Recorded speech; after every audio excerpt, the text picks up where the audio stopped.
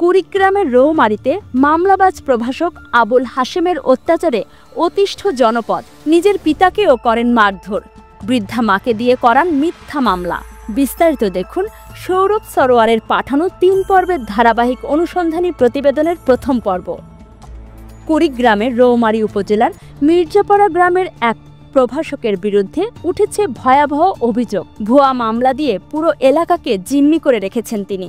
নাম তার আবুল হাশেম। পরিচয়ে একজন শিক্ষক হলেও কাজের ধরনে তিনি এখন মামলা সন্ত্রাসী নামে কুখ্যাত। স্থানীয়রা জানান, এই প্রভাষকের হাতে কেউই নিরাপদ নন। প্রতিবেশী, আত্মীয়স্বজন, এমনকি নিজের মা বাবা, সৎ ভাই সবাই হয়েছেন তার ষড়যন্ত্রের শিকার। তার বিরুদ্ধে অভিযোগ যে কোনো তুচ্ছ ঘটনা বা কথা কাটাকাটিকে কেন্দ্র করে মামলা ঠুকে দেন।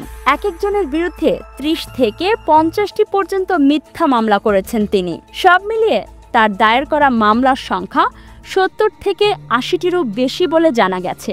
এলাকাবাসীর ভাষ্য, জমি নিয়ে তার লোভ চরমে। নিজের নানার বিপুল সম্পত্তি আত্মসাৎ করতে খালাদের ঠকিয়ে দিয়েছেন।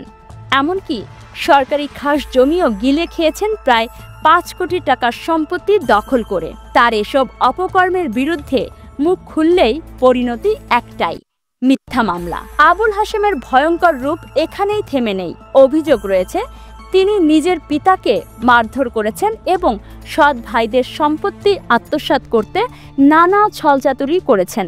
এখানেই শেষ নয়, বৃদ্ধা মাকে দিয়ে করিয়েছেন একের পর এক মিথ্যা মামলা। তার হাতে নির্যাতিতদের তালিকায় রয়েছেন ইসলামারী গ্রামের আনোয়ার আর্মি, যাদুরচর ডিগ্রি কলেজের সাবেক অধ্যক্ষ রফিকুল ইসলাম, রৌমারী উপজেলার সাবেক চেয়ারম্যান মজিবুর রহমান বঙ্গবাসী, মির্জাপাড়ার আব্দুস সালাম, কাশিয়াবাড়ির শাহজামাল, ফজলু ও আফসার সহ বহু সাধারণ মানুষ। মামলার খরচ, হয়রানি ও মানসিক যন্ত্রণায় নিঃস্ব হয়ে পড়েছেন অনেকেই। মামলা করাই যেন তার নেশা।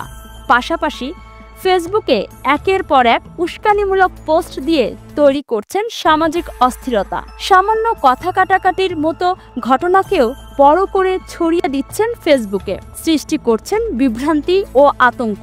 রৌমারীবাসীর প্রশ্ন, একজন শিক্ষক হয়ে কিভাবে এমন হিংস্র মামলাবাজ হয়ে উঠলেন তিনি? প্রভাষক আবুল হাশেমের মামলা বাণিজ্য সহ নানান অপকর্মের তথ্য প্রমাণ সহ বিস্তারিত থাকবে অগ্রযাত্রার অনুসন্ধানী প্রতিবেদনের ২য় পর্বে। চোখ রাখুন অগ্রযাত্রায়।